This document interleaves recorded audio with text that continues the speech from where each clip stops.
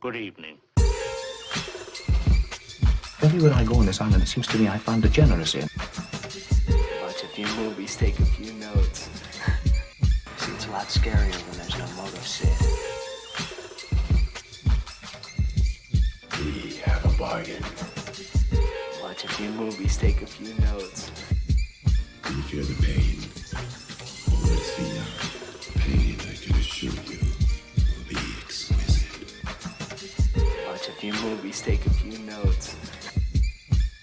His entire work consists of violence, all the time, obsessed with the issue of violence. Mayhem, gouging out of eyes, autopsies on the stage.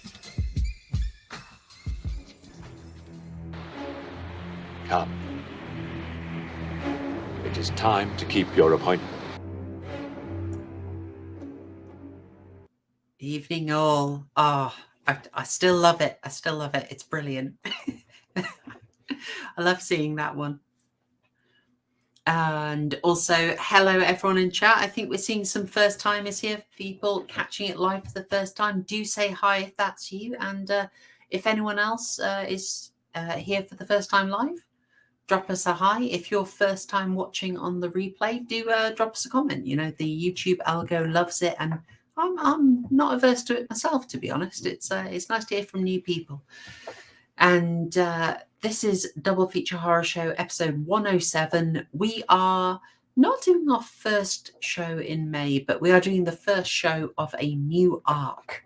That is an arc designed to bring a little attention to a chap who I feel hasn't got as much as he deserves. Now, he's managed to make a whole bunch of films, definitely, but he's not a big name. He's not someone who you see getting feted like, hey, it's a new film from Christopher Smith. He hasn't had that Mike Flanagan response, but he deserves it. We're going to be talking for the rest of May about a guy by the name of Christopher Smith.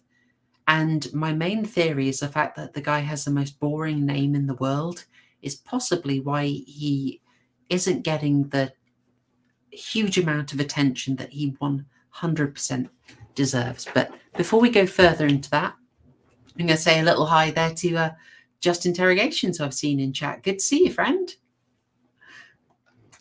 Justin, hope we're going to see you for one of the future episodes here, because you were fantastic when we had you on for a very special movie by the name of Bloody Pit of Horror. But did you manage to catch this one? Just Interrogations. I want to see your thoughts in the chat. Before I go any further, of course, I'm going to introduce my fabulous co-host. And where are we? There we go. Yes, my fabulous co-host. He's caught up in the middle. He's jumping through the riddle, and he's falling just a little tonight. It's that crime guy. I've got no idea what that one was. Good evening, and welcome to the horror show of Double Features. It's the revenge. I've still got no idea. Who was that? It wasn't Destiny's Child, was it? Shall I leave it a minute? Chat, have you got that song this week? It's actually a song from the year that this was released. Oh, okay. Caught up in the middle, jumping through the riddle, fallen just a little tonight. What are we going to say? There's going to be some people typing it, I'm sure. Some people got a brand new earworm. I'll drop it now. It's Sugar Babes in the middle. Ah, okay. Goddamn Sugar Babes. So many versions of them as well. I know. You can't keep up. I was having a little look through what was in the charts when Creep came out all the way back in 2004, nearly 20 years ago. There's a Khalees Milkshake. Wow. Yeah? Man, do you know what? 2004 makes me feel old. Like, it doesn't feel that long ago, but my God. As you're saying that, we went to I don't know if I mentioned this a few months back, we went to one of my best mate. It was his younger brother's birthday, and it was his 18th, you know. So we went to this little venue that they were hosting, and they were listening to songs from the 90s, and you know, they were like, oh yeah, nostalgia. Wow, these are like really, you know, all the old classics, you know, all the good ones. And then it dawned on us that they're listening to songs that they wouldn't have even been born in at a time when these were released. And I was like, oh my God, It's not right, is it? It's the equivalent of me listening to like 60s music or 70s music. It was actually my wife who really sort of drilled it home. And I was like, oh my God, man, I feel really old now. I ran a Halloween quiz for some youth once, some impoverished youth. Well, they were culturally impoverished. They didn't know who Freddy Krueger was, and I felt like a prune. I felt like a wrinkly old prune. Well, again, you say that. I had one where I almost made a video about this story, but the script is somewhere deep within the hard drive of my PC at the moment. I might come back to it on another day, but I remember I was at work and we were talking about like game shows that we used to watch in the 90s, and we used to one of the things that we brought up was Strike It Lucky. I don't know if you remember that. Strike It Lucky. No. Yeah, it was later called Strike It Rich to match with the American version, but Michael Barrymore used to present that. And when I mentioned and I mentioned Michael Barrymore, and like one of the little Zoomer kids who was in the office was like, "Who's that?" And I'm like, "Oh my God, do I need to?" Because he was like the biggest name in the 90s in terms of game shows. I mean, right up there with the likes of like Bruce Forsyth.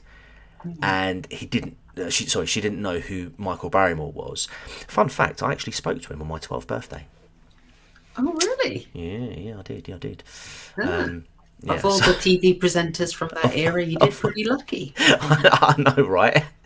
But yeah, like when and there was another one who didn't know who Jeremy Beadle was. Again, I appreciate some of the overseas audience might not recognise these names, but these were like your Johnny Carsons, I suppose, or like whoever your big name game show hosts were back in your sort of over in your neck of the woods. And just like the fact that these kids don't even know who these people are, man, I was like, dude.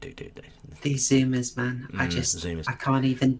It was indeed the youth group. Yes, they didn't know Freddy Krueger. They didn't know who wrote Dracula. I can kind of forgive them Dracula a bit, but I don't expect them to read. But gosh darn it, I expect my 11-year-olds to watch 18-rated movies from 1985. What's the excuse? No excuse whatsoever. I was watching it at 5. Come on. Oof. You know what else was out when this came out? 2004. Go on. Usher's Yeah. Oh. Yeah. That one. Yeah. Probably. I mean, I'm absolutely atonal, but that was. Who are you? Right. Who are you married to? What? Check her comment. Was it? Oh. I used to really like Jeremy Beadle because he he used to look like my nan. Like, really look like my nan. I mean, I'm scared to ask now, but waifu, do you know Pat Sharp? Oh my God! Please tell me you do. This is a waifu. You've got 2 strikes there. This is a 3rd one. I'm going to need to see some Pat Sharp knowledge. Right. This is waifu's Destiny's Child moment. Yeah, this absolutely is. This is a shocking thing. Absolutely shocking. I actually had friends, if we talk about Pat Sharp, do you remember Funhouse, surely? Of course, yeah. Of course you would, a whole lot of fun. There were prizes to be won. I had a couple of friends that were on that. Oh, really? Yeah. Wasn't the twins, was it? No, I won't say their names, but they did win. He did win a Barbie PC. Get out. Chat, I'm too dispirited. Waifu does not. I can't even. Is she from EastEnders? Oh my God! No. Absolute Destiny's Child moment. Yeah. Oh dear. All right. Well, look, we're gonna have to move off this one. Yeah, definitely. Depressing me and making me feel old, and 2 because we've got a movie to discuss. Oh my days! Right. Yeah. Anyway. Yep. Oh, I'm shocked and stunned. All right. No topic tonight. I've got to be careful. This is episode 107. Things can go wrong in episode 107. We're just going to try and make it through this. Mm-hmm. Although I might end up deleting Waifu's entire comment. I think you should. In fact, I've got mod powers. Yeah, I was tempted to do an episode on things in horror series that got 107'd, aka they were removed from the canon, forgotten about, never spoken of again.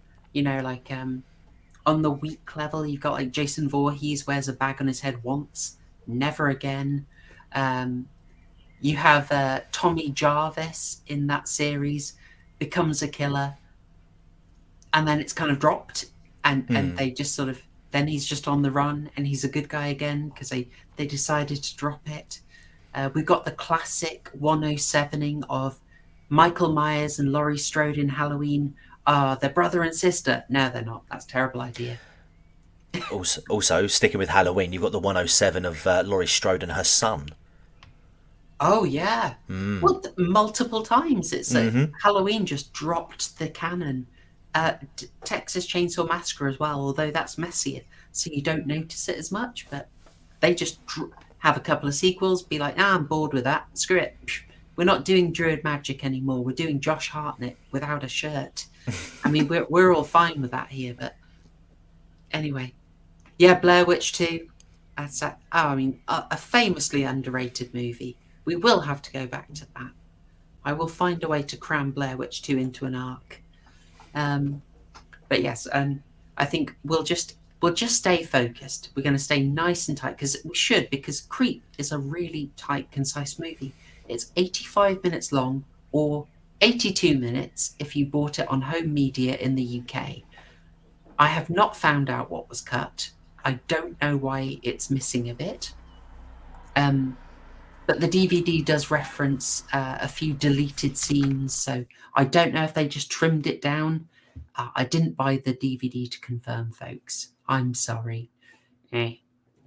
But we're covering Creep because it is the debut film of Christopher Smith. He is a guy we're focusing on. He is a guy who I think is a really talented horror director, covering a huge variety of tones, and someone who deserves a lot more attention. And we're going to see, even in Creep, which is a fairly pared down, back to basics, 85-minute long, stalky, slashy, little bit of torture horror movie set on the underground, we're going to see him drop some pretty nice touches.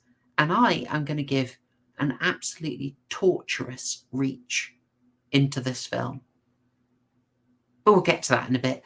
TCG, what's your memories of Creep? I saw this many years ago,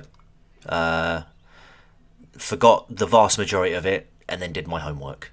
And I remembered how much I hate Kate as a character. Yes. Fair.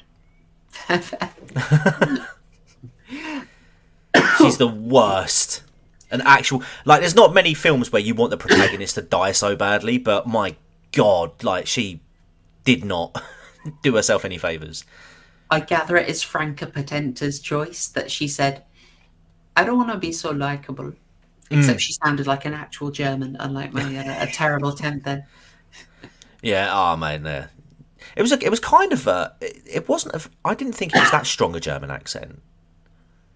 No, it's quite mild. I mean, she's used to working in Western films a lot. This was, I think she'd already done. Oh, what's it called? Which of the Bourne movies? She'd done that already, hadn't she? A Bourne movie? Did you? Oh, you mean like the Bourne Identity? Bourne Identity, yeah. So she did Bourne Identity 2 years before this. Oh wow, okay. Years. I also saw that she was in a German horror called Anatomie, which I will really look forward to watching. I think we're going to have to give that a go. And she will be best known, of course, for the slightly experimental Run Lola Run, or Lola Rent, from 1998. Oh, okay. So it isn't too far off that. Sweet. Not seen any of those, but that, like you say, that is something we can cover, definitely. Yeah, absolutely. Yeah, German medical horror, I think. Don't Google it, just watch the film. It's going to be great. Maverick. Nice. Yes. She was. And this is something I really liked about it. She knows she's being unlikable. She isn't meant to be the kind of, I mean, I guess everyone would say girl boss. She's a professional. She's kind of, up her own backside, and over the course of the film, she kind of gets, brought down to earth a bit. She learns a lot of empathy. But along the way, my goodness, she's a pain in the arse to everyone she meets.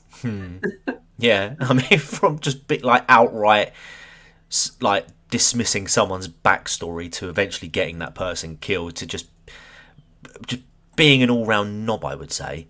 Yeah. But there are little moments, like little parts. I mean, obviously there are scenes where you obviously don't want any harm to come to her, and I'm sure we'll talk about one of those scenes as we progress. But just in general, she definitely seemed like a bit of a smug twat, really, in her own world. I wasn't a fan of her for the most part. No. But that's probably a good thing, though, because you kind of you don't want you don't want her to be sort of overpowered. And I get that it's a horror film, so she's obviously got to be like the final girl and all that stuff. But there was what I did appreciate. There was this sense of vulnerability about her. Like, I mean, she was definitely in over her head in this movie, but it was just funny that also at the same time, like, she was just a bit of a dick. Sorry, pardon my French. It's I from my time in Germany, I remember I read a bit of sort of, maybe it's just Germanic frankness, that she's... Yeah, I suppose, yeah. She would just say to Jimmy, like, she wasn't even forced to, though. She wasn't even forced to cut him short when he's giving her story, but she's more like, dude, I've given you 100 quid, just shut up and give me the controller. Yeah. But it's like, you're moving there, like, you can walk and talk, love. Like, there's nothing wrong with him, trying to, like, ease the tension by just, explaining his situation. Like, you don't have to, like, she stopped him, she stopped him in his tracks, told him to shut up, and then carried on. It's like, you could have just let him carry, you didn't even have to listen. But yeah, that's a really good point, though, because she was quite, I almost want to say stereotypically German, in that, she was quite frank. Like, that bit in particular when she was just like, look, I don't care. I'm not interested in your life story. I just want to get to the secret control room. I'm like, I could imagine that. You also see, I think there's that as well. Like, she's not a straight up, you want to hate her character. And but I'm seeing a lot of fondness for this film, and I'm loving it, folks. Shall we have the ones in the chat if you did the homework? 2 if you'd already seen it previously. Okay, if this is a bit of a nostalgia watch, I'm just going to be interested. I should probably do a poll, but you'd hear me typing. It's a pain. I'm glad people are excited about it. This bit here. So we'll do a bit of a recap after this, but just like this moment, she's trying to do the old school machines, and my goodness, the nostalgia I got. Oh yeah, from seeing all the old tech. My goodness, that's a lot.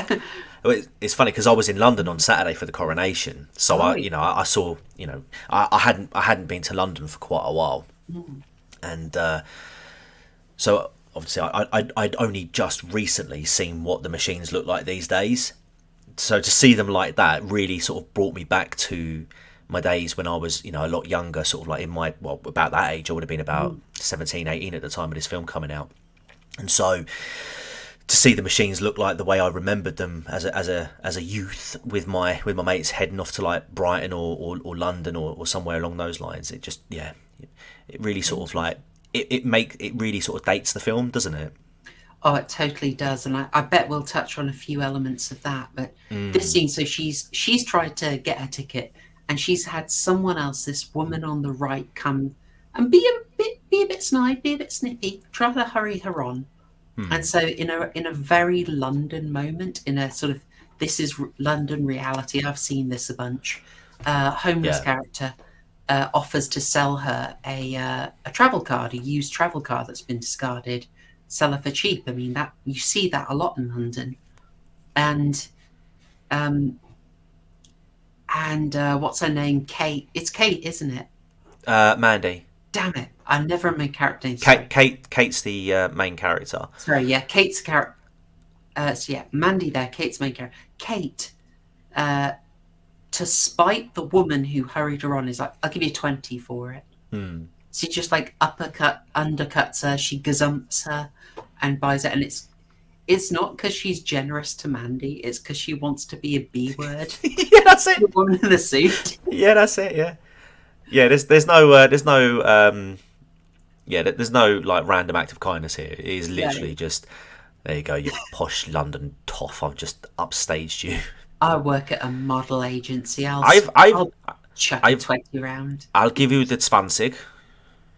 Oof. Yeah, and so I'm seeing mostly loads of ones here. Mima has seen this already. Slim's seen it already. Fez saw it already. That's good. And a couple of people, just Normie and Cogsmith, are here just listen. All right, brilliant. Well, you're all welcome. There will be spoilers though as the film goes on. So guys, if you haven't seen this already, I'm gonna jump in straight away and just say I do recommend it. This was in terms of UK horror, this one is a bit of a horror highlight for me. Yeah. And you had a look at the Rotten Tomatoes scores and the audience scores for this at the time, didn't you? I did. The absolute state of Rotten Tomatoes on this. They've done it dirty. There was Unity though, which was an oddity. Rare Unity on Rotten Tomatoes. Rotten Tomatoes gave this a 40% for critics, 39% for audience. It's just not right. No. It's just shocking. I bet you I could find a Katy Perry movie that scored more than that. Shall we have a look? Oh my god. Katy Perry, but I survived it. We can. What is it? Look, 75% for Katy Perry, Part of Me. Where's the justice? Oh my god. Where is justice? I'll also point out that it's been very hard done by in my research library. So my book of horror, that's Matt Glasby. I don't go into this too often, but it is one of the more modern books I've got.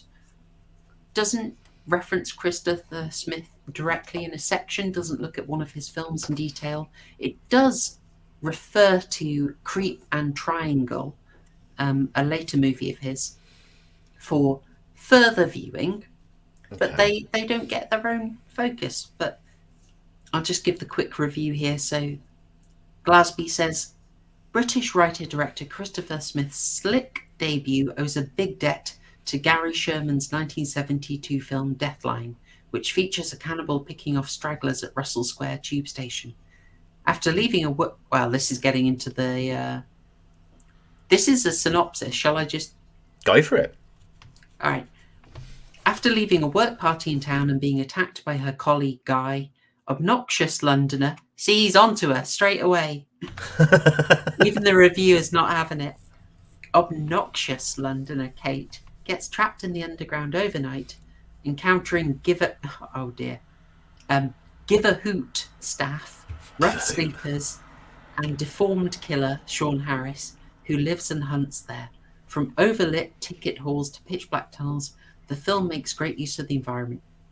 But it is Harris's performance that really stands out. With horrible pancake skin that resembles a crawler's and a penchant for putting on surgeon scrubs and performing amateur surgery, he makes a memorably disturbing villain.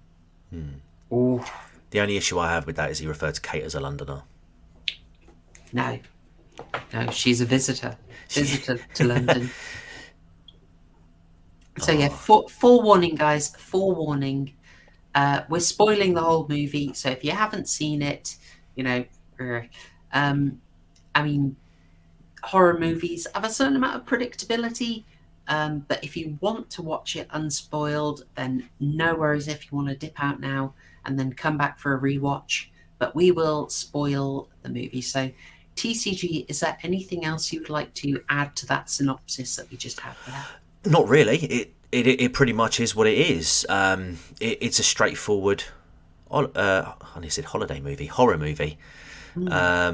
Simple premise, simple plot. I'd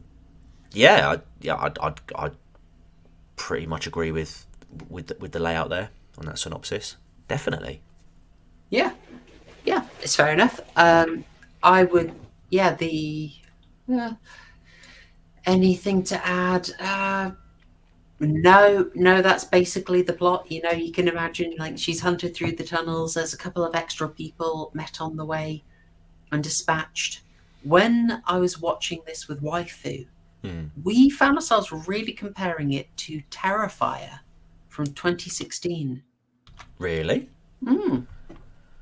Like superficially, you've got a basically silent villain.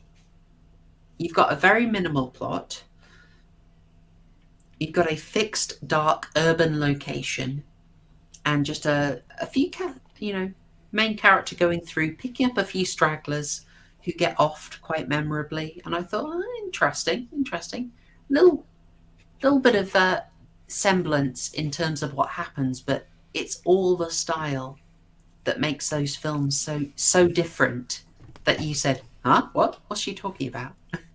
Yeah. It's just interesting because like we talk about how predictable horror is, how it's so the same, but you've got these basically the same elements in those movies, but they're so radically different.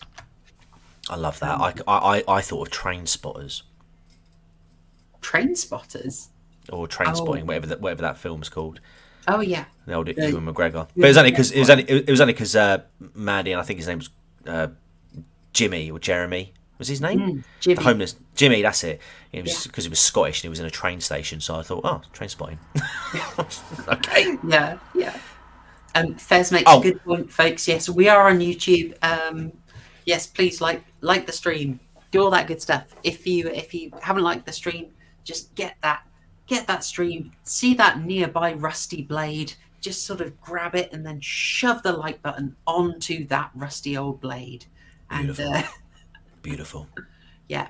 Take that subscribe button, throw it into your underground water tanker and keep it there and poke it with a stick. That's what we need you to do. Oh, dear. I'm going to turn the light on because it's got dark suddenly quick in here. Hang on. Righty.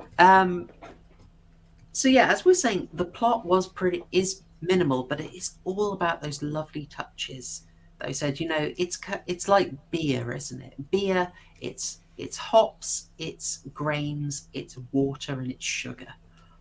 But you get such difference in beer, even though it's the same 4 ingredients, right? As Franke Potente will tell you, referring to the German Reinheitsgesetz, your beer can only have those things in them. Exactly. I assume she would. Anyway. Yeah.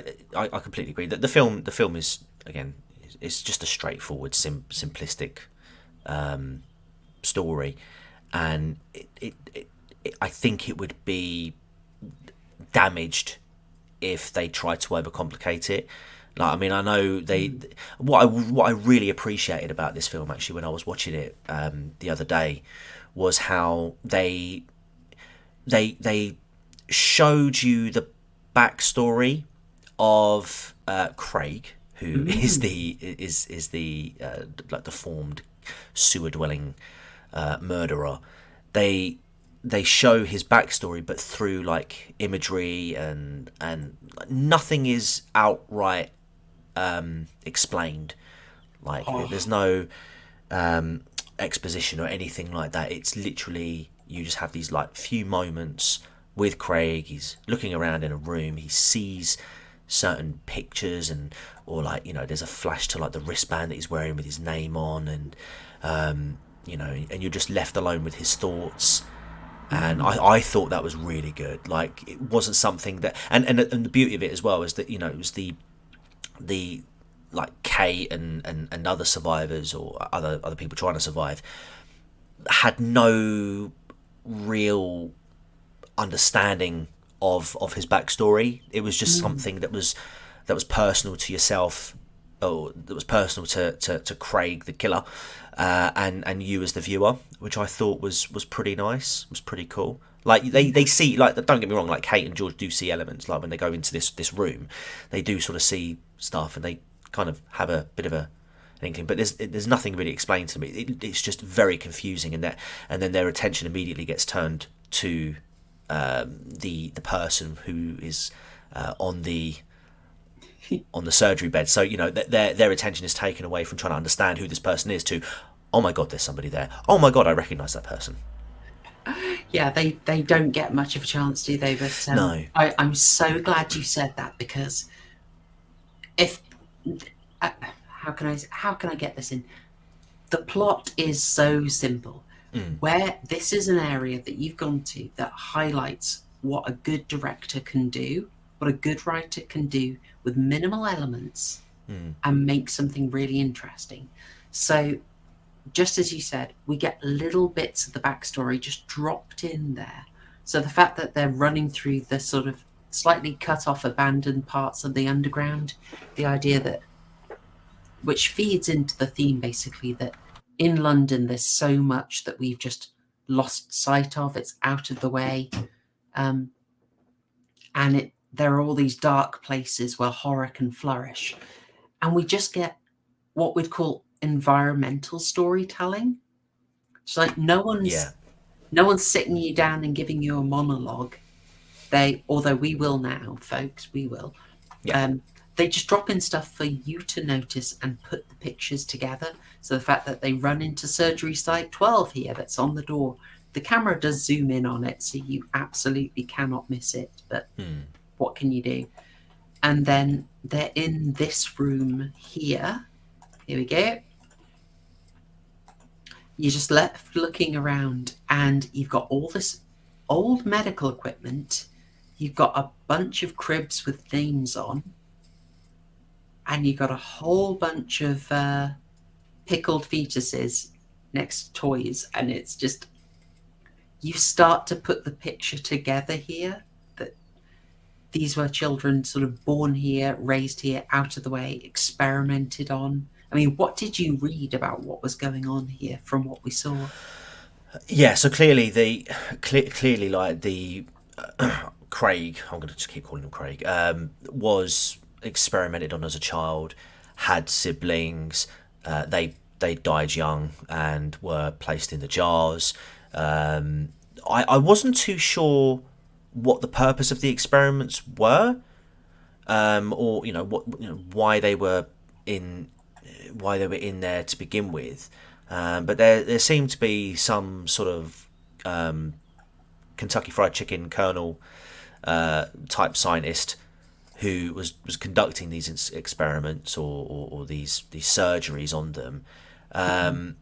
But it's the beauty of it. Like there's enough to give you an inkling of backstory for Craig, but it didn't feel clear enough that there was like a sense of confusion about it. Like, again, when these two enter the room and they see everything, like, there's a good opportunity for them to really have a little look around and do a bit of research and stuff like that. But realistically, in that sort of situation, what are you going to be like? You're going to be panicking. You're going to be, the tension's going to be high. You're going to be, anxiety's going to be filled up to the brim. It's going to be a very confusing experience, and so you're not really going to be taking all of this in. Your main focus and your main objective is to get out, and obviously they sort of stumbled upon this, and John actually lays it out pretty solidly. Yeah, the ambiguity lends to the horror. It absolutely does, because again, it doesn't really tell you what you are dealing with,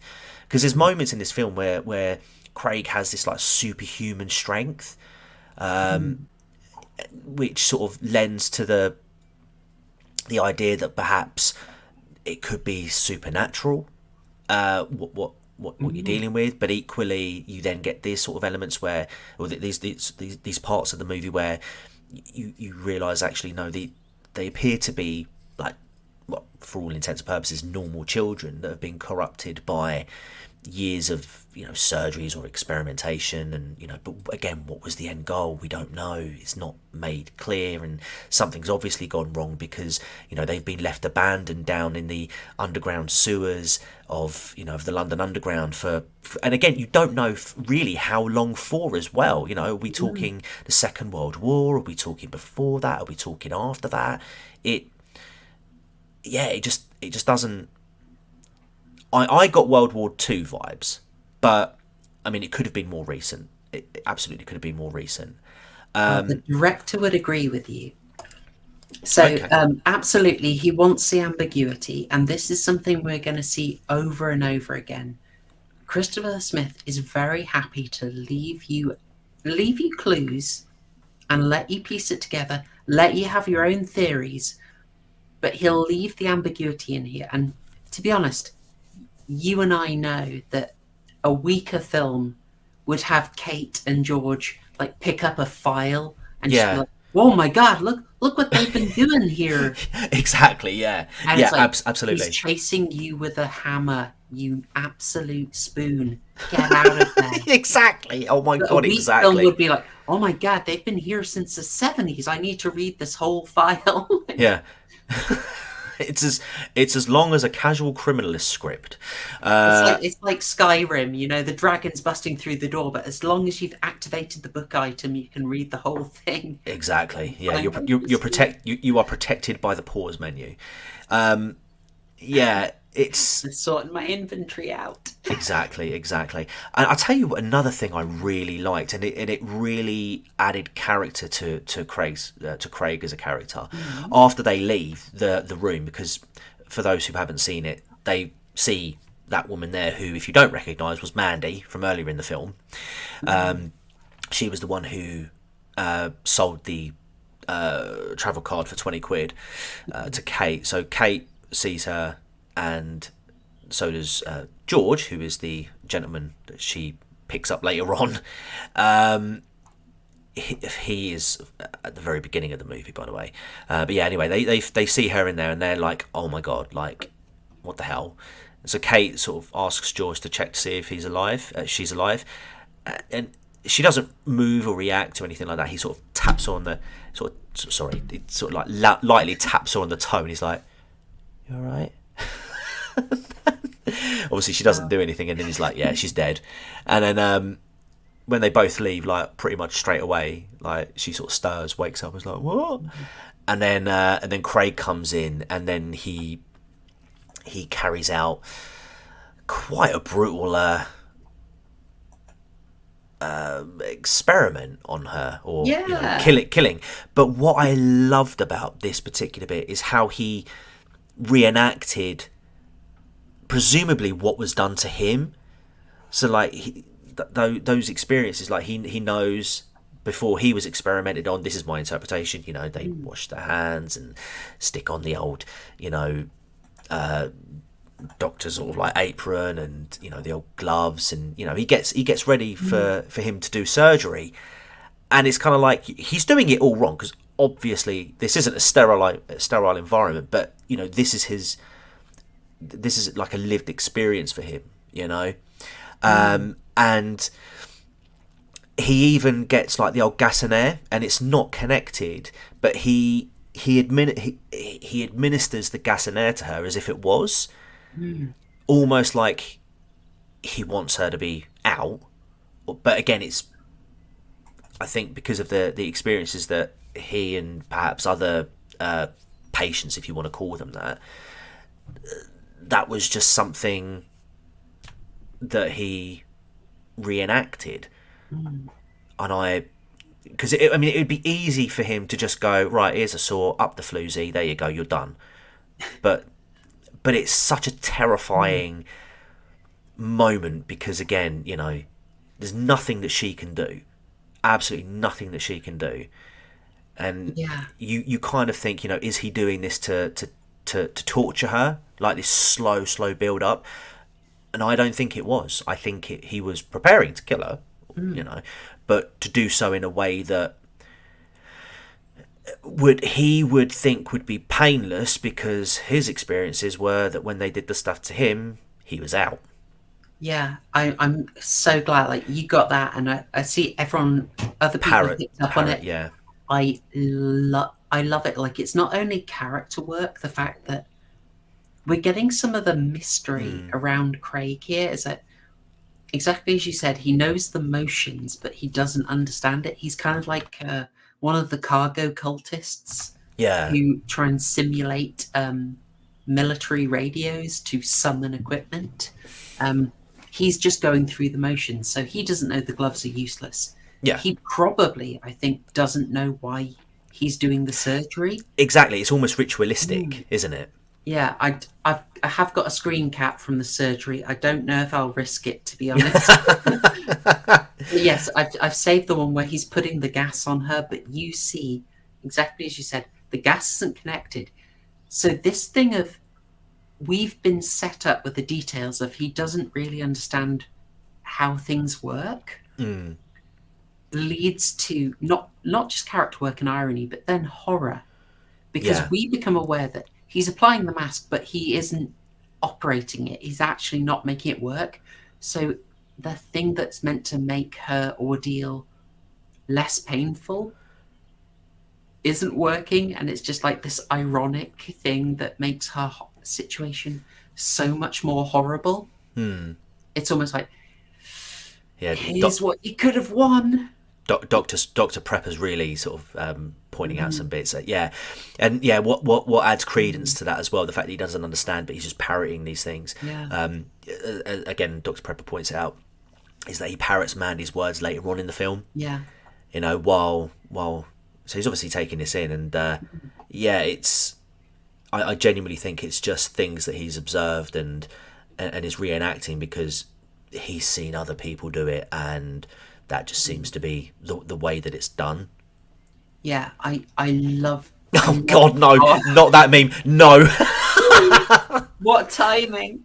What timing! Mate, someone. I was looking at this on Twitter because I've been bombarded with memes of that Good Doctor show, and I do have a brother with like severe autism, like not the kind of 4chan autism or stuff like that, like proper.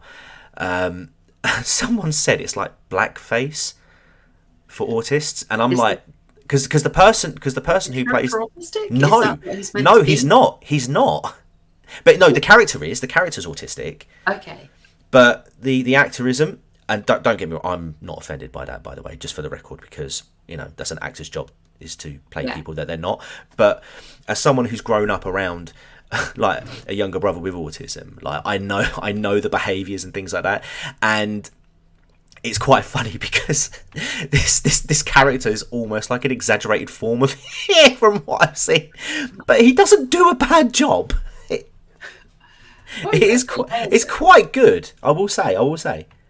Nice. Yeah, back to Craig. I mean, there is that. It's the ambiguity is so good because when he actually talks, I have this moment of, oh no, I don't really no, don't talk. And then when he adds, like he's saying, please don't kill me, and then he just adds on the Jimmy at the end, and you just have this realization of, oh, yeah, he doesn't understand that. He just knows that's what you say when you're in pain. Yeah, exactly. I mean, as soon as he started saying those things, I was like, yeah, he's imitating. He's not.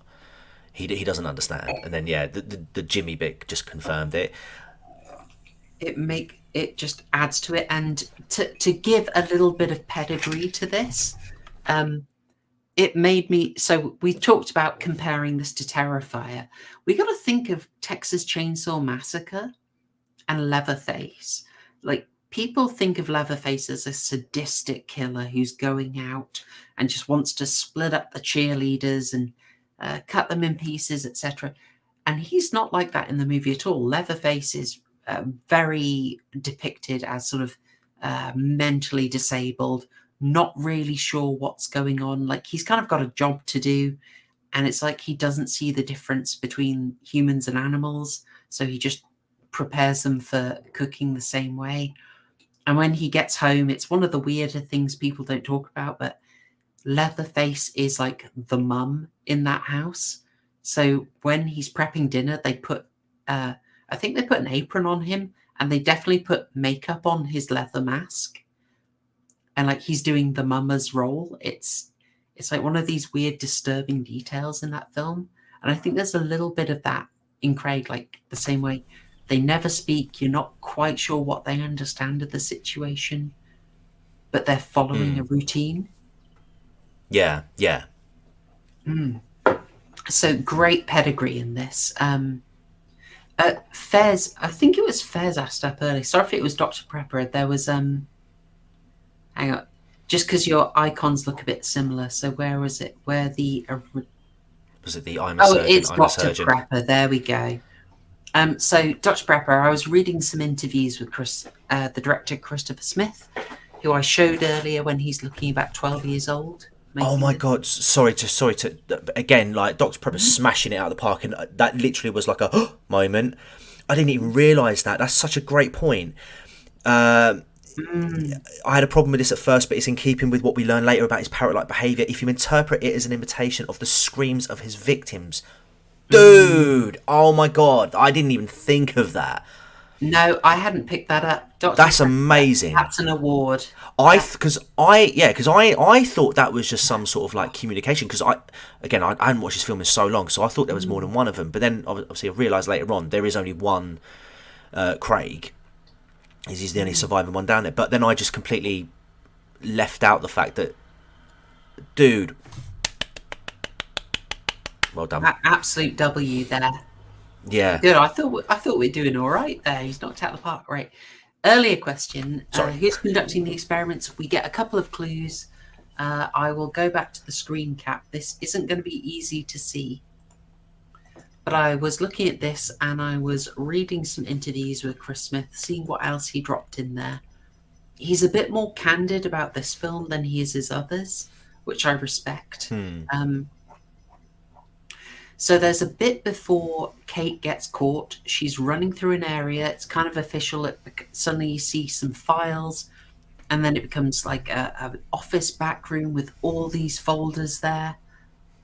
And I was thinking, that's interesting. I had a thematic reading of that. It's kind of like the bureaucracy and going up and things going out of control. Christopher Smith said he was inspired by some of the tales about pre-D-Day in World War II. American soldiers set up in the underground and they had offices there. And so there was a lot of military equipment and military files there. And he liked the idea that those back offices had left a load of files which had then just been added to. Oh, John Garris has sort of picked it up there. Yes. Yeah. So are we saying that Joe Biden was Prime Minister at the time? Oh dear. Basically, we're saying that the initial structures set up there, so military medical facilities for World War II are set up, and then these bureaucratic structures just sort of get forgotten. This feeds into the overall theme of Creep. And then the fact that it becomes a maze for her, like literally these are boxes of official government files. It is literally a bureaucratic maze. Ta-da! And she's getting lost in that. And from this place, somehow someone's moving in.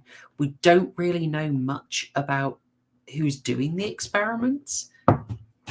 But what we're being shown is that they can just get lost, like in vast bureaucracy, in all the out of the way, out of sight places of London. This can go on and be kept sort of out far away from you. I can also say that the chap who, I've got to get this right. The chap in the photo was a producer, and I just want to confirm who that was. Oh, Barry Hansen, the co-producer. So from looking at this, Barry Hansen is the chap who works with the London Underground to sort of arrange for news crews, TV shows and films to film there. And the Underground is a little touchy about what you film on them. So if you're filming anything involving the old, how can we say, darn it, I was struggling for a euphemism. If you're trying to show people taking any action of a political nature, which is designed possibly via boomy situations to cause terror, hopefully you're reading that okay. You mean like a dump on the train tracks? Yeah, that sort of thing. Yeah, hen parties, obviously. Horrifying enough. Yeah, anything like that showing realistic chances of violence, they don't like. But they were persuaded that this had enough of a fantastical element that you're not going to be really put off the train, Right. So they don't want you thinking that actual London Underground is violent. Heaven forfend. But so this horror context made it okay. And Barry Hansen, who turns up in the little photo with Craig that we see in the clinic, he's the guy who enabled them to film here. A little bit of backroom detail for you. Sweet. Yes. I love that. It's so good. I mean, we could take this a number of places, but I think talking about these subtle details was really good. I also thought they did Stalker Cam really nice. During the early shots where Kate is going around on her own, you have the camera just sort of slink around and sort of follow her around the tracks.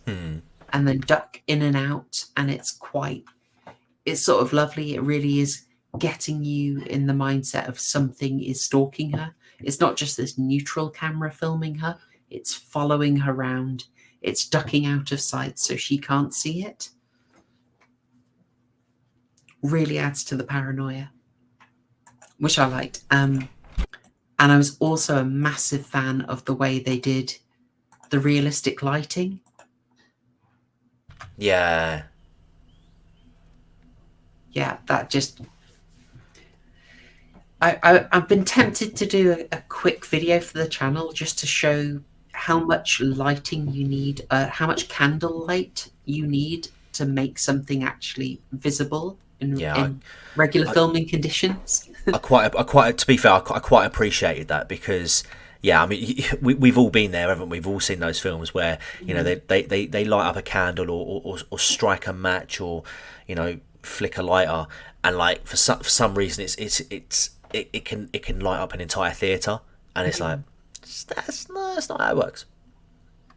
Yeah, exactly. So I think I might do that, just a quick experiment. Just like I'll set the camera up for daylight settings, and then I'll just take all the light out, and I'll show you how much what candles will do, and we'll see how many candles we need in order to actually light the set. You'll be surprised. A little bit of camera nerdery for you. The NREAB, absolutely correct. Yes, really good cinema. I really liked it. The contrast between the underground as well, like the lighting in the underground, and then the darkness in like the tunnels and stuff like that. I thought they'd done brilliantly. It was like you say, it was the balance of it was so on point. Like it didn't need to, like the scenes that were dark, I was fine with. Okay, yeah, it's tricky to see, but kind of like you want to be in the position of the actors at that point. You know, you kind of want to relate to that, and I think for a film like that, I think if you were underground and, you know, you were sort of like through the train, you know, in the tunnels between stations, and you can see everything that's going on, it kind of takes it away a little bit. Exactly, and he mixed it up. He didn't keep you in pitch darkness for too long. Yeah. He just mixed it up, and shots like this. So this is just in a fully lit tube carriage. So he's making use of the high white balance, basically cold lighting that you have in the tube, and then he just places this actor slightly in front of one of them, so that it's a light environment, but the guy's all in shadow, so he looks more menacing. Oh, this is good. Very good indeed. I'm going to complain about this guy a little bit, just a tiny bit. We've got to be fair and balanced, haven't we? We've got to be fair and balanced. Was his name Greg? I think he was Guy. That's it. Guy. That's it. I didn't recognise him, I've got to be honest. He had a familiar face, but I couldn't place him. Yeah, he did. Yeah, he definitely looks familiar, but I couldn't pin him to anything. Apparently, Merlin. Oh, what, the TV series? Oh no. He had a prominent. So the guy is Jeremy Sheffield. He was in Hollyoaks. He was in Holby City. Oh, okay. Everyone's been in Holby City. Come on, it's Britain. It's been going for a while. It's like jury duty. You know? I've been in Holby City. The Henry Ebb has been in Holby City. It's like a Spartacus moment. He had a prominent non-dancing music video role several years later when he played the male lead in the video for Natalie Imbruglia's debut single Torn, No 1997. way. Yeah, Henry Ebb has just pointed that out as well. My God. Oh my gosh. But they wouldn't have been listening to that then. They'd have been listening to My Band by D12. Because that was out in the charts when this came out. Just thought you'd like to know. God, wow. Now I feel Natasha Bedingfield had the song Single. That was also, they'd have been dancing to that. Mr. mate. Brightside from The Killers. Oh, I like that one. Played. Mate, 2004 was actually quite a solid year for music, actually. It was. Absolutely. Apparently the girls of FHM had a song called Do You Think I'm Sexy? Yes. And that's blown my mind. That is July 2004. Yeah. Okay, right. All right. Well, I just thought I'd look up earworms for you. I need to research this for. I don't need a reason. No, you don't. Anyway, my minor complaint about Guy is. So the section we're talking about here, if you haven't seen it, we'll set the scene. Kate is on the tube, trapped in overnight because she was a div getting drunk on her way to get stupped by George Clooney. That's the plot. I love that. I love that. Oh yes. Again, like, she's so smug about herself. She thinks that she's got a chance, and I'm kind of like, don't get me wrong. You know, she looks like great in that dress, and she definitely looks the part. And I don't think there'd be many sort of single men out there that would have turned her down. But I think George Clooney might have been a bit preoccupied. Yeah, it's a bit, it's a bit ambitious. Let's say, let's put it that way. Even if, say, oh gosh darn it, where is it? Even if Beyonce's Naughty Girl played just as it was when this film was out, I don't think she'd have been able to pull George Clooney on the dance floor. But anyway, she boozes it up, falls asleep. Notably, no one has a mobile phone to look at. No one's got a smartphone, which stood out to me like, oh gosh. People would be on their phones the whole time. What the heck? Anyway. Yeah, definitely. Especially these days. Yeah, definitely. That's one of those things like, oh gosh, yeah, this is 2004. Yeah. Anyway, she falls asleep, misses the last train, gets on, and then can't find anyone. Comes back. Oh, there's another train going through. She hops on it, and then a stranger hops on, and it's a decent scare. A decent scare. But ultimately, and it turns out to be a guy here, who then gets a bit menacing, tries it on in a quite harsh, full-on scene. But if we are honest, it is a bit cheap writing that he managed to be there and on the train, I agree. Because there's no indication that he's left. There's no indication that he would have and also, why would he have waited around for the train? Yeah. As soon as the last train departed and that's it. It was shut.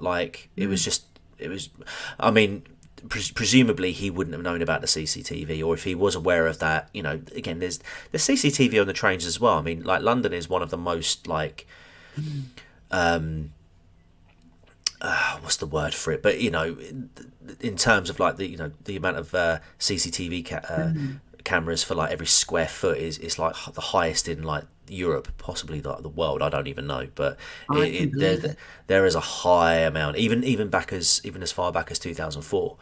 So for him to be, if he was worried about the cameras, then doing what he was going to do on a train wouldn't have been. Would have also been a concern. So I don't see why he couldn't have just waited until the coast was clear. Not that I'd want him to, obviously, disavow his behaviour entirely. I'm just thinking from a Yeah, I mean, there's nowhere for her to go. She's locked in, he's locked in. So whether he attacked her there or on a train, it doesn't really make a difference because she's still in a position where she can't escape from him. Yeah, I mean, it's just the fact that he's even managed to find his way to her at all is a bit of a cheat. Yeah. Well, I'll allow a good scare, but slight wag of the finger, and Christopher Smith did write this as well. So, slight wag of the finger. I will also point out the dog is wherever the dog needs to be. There is a cute little dog. It disappears when it's convenient. It reappears when it's convenient. It doesn't teleport into a boat the way the dog in Friday the 13th Part 8 does. But it's a little convenient, let's be honest. Did you have any thoughts on the scene, on the fact that they brought some pretty nasty horror into it? Yeah, I mean, he tries it on. Yeah, I didn't. It's one of those. It's one of the few things in horror films that I don't feel comfortable with. So yeah, I mean, it was quite. I never felt like she was ultimately in danger. I also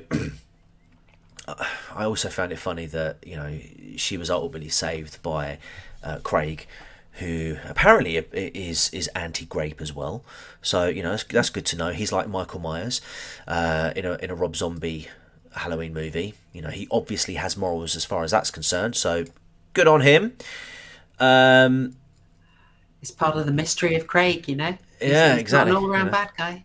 I'll shove a handsaw up your floozy, but don't you try it on. But if she hasn't said yes, then it's not okay. True. Very, very inconsistent behaviour, but again, it was a bit of an odd one. Yeah, it's an interesting bit in there that they are adding this sort of more realistic element of horror before they go into the fantasy, which I thought was interesting. Yeah, I'll throw in another element that I thought was quite interesting because it's Chris Smith's first film.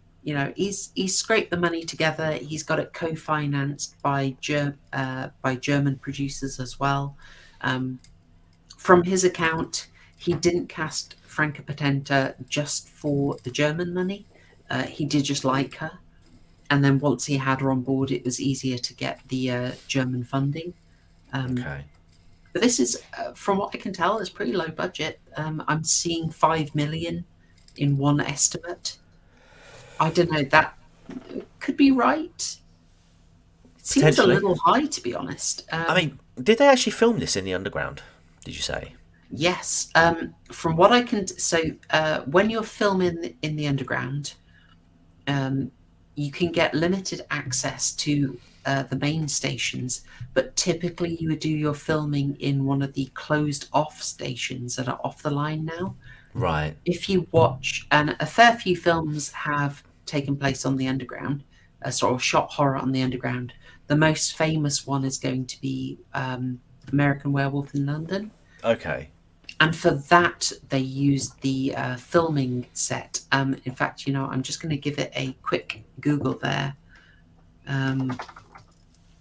Dear, tell you what, can you Google that for me while I ramble on? Because otherwise, my typing is going to go on. Just see where they filmed underground scenes in American Werewolf in London, because I know it's a station with a specific name that was closed down. But this one, I'm pretty darn sure from the interviews that because of the chap Barry Hansen, who works with London Underground, that they actually got to film in live locations for almost all of it. Okay. The Charing Cross scenes are obviously Charing Cross. It gave me the old flashbacks there. Let's have a look. Horror comedy London. No, that's Wales. Their houses.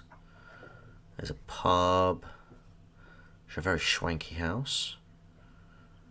I'll have a quick Google as well. London. Yeah. Chat. I bet someone in chat has got it as well.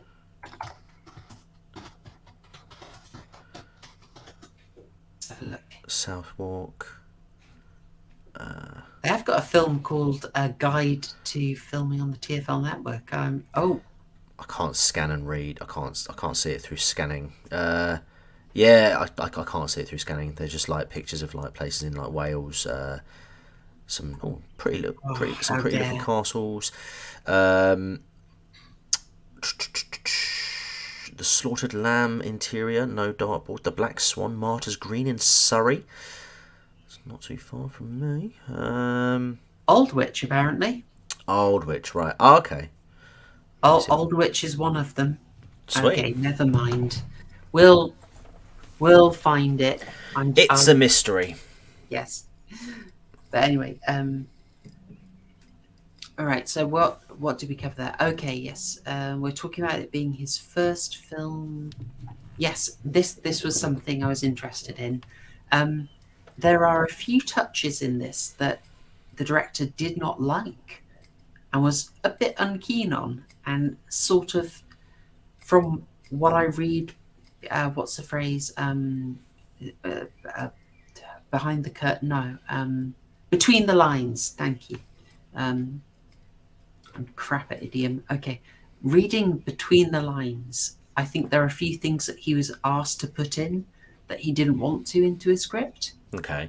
I thought I'd highlight a couple of them. So this is from the very start. And this is going to look a bit weird, so forgive me. But I want to know if this reminds you of anything. And no, it doesn't, is absolutely a fine answer.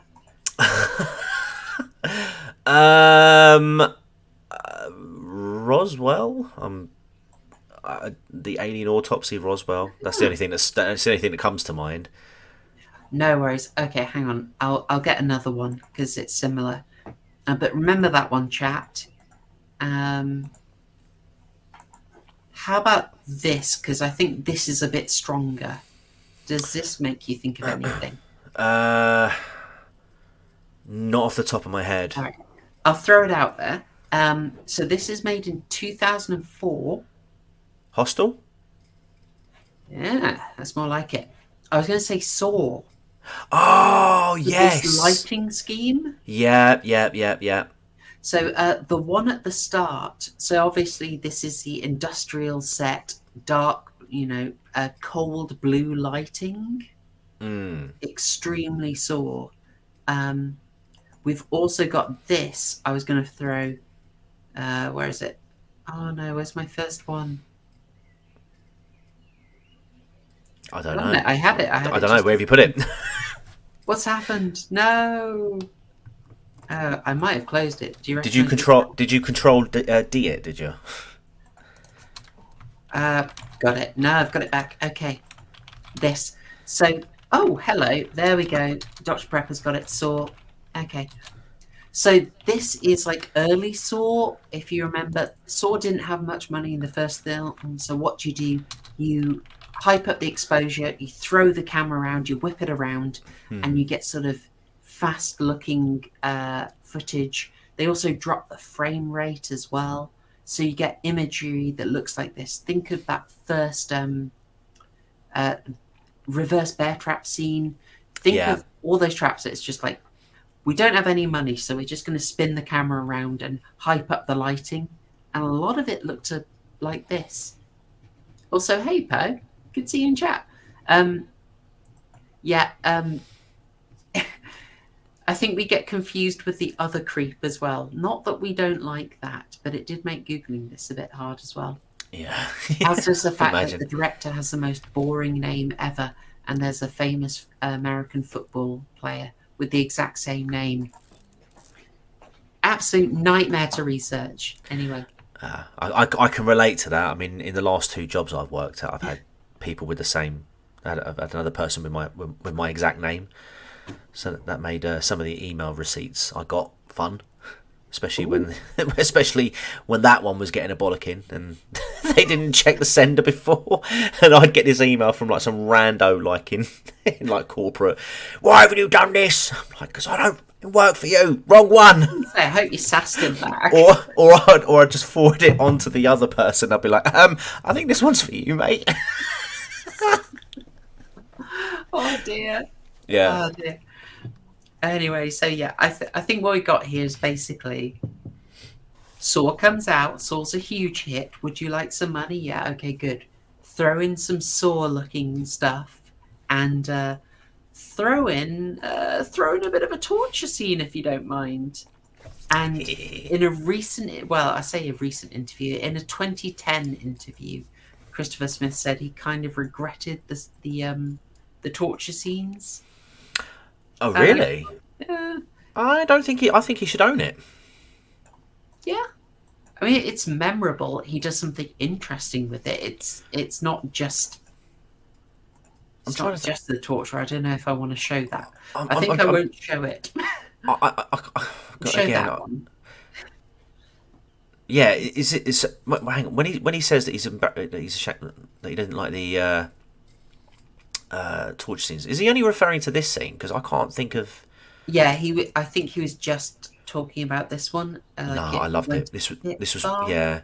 Do you know what? I mean, if he didn't have as much creative control, I can understand why he would feel uncomfortable with it. But again, I think I think this scene really sort of highlighted the character of Craig in a lot more depth, just outside of it. I mean, obviously, yeah, I mean, you don't see much of the torture anyway. I think most of it is. I think most of it is just the whole build up, which is perhaps the most torturous bit, purely because of the fact that it's so slow and whatnot. But I really like this scene, and if he ever does listen to this, do not feel ashamed of it. This was a great moment, and it really showed Craig.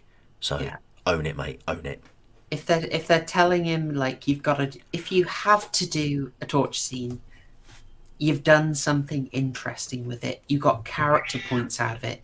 You got a character point that led to a sort of ironic, dark moment that as we said, just adds to the horror. So and it didn't show any more than it needed to. It was well judged. So I defend it. Even if he's got dubious feelings, I think he was possibly pushed a little bit into the Saw mold by producers, and as a junior director that can happen. But otherwise he still made a really strong movie.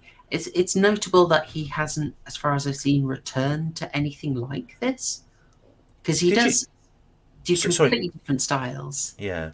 Did you know that there was a game that came out like this?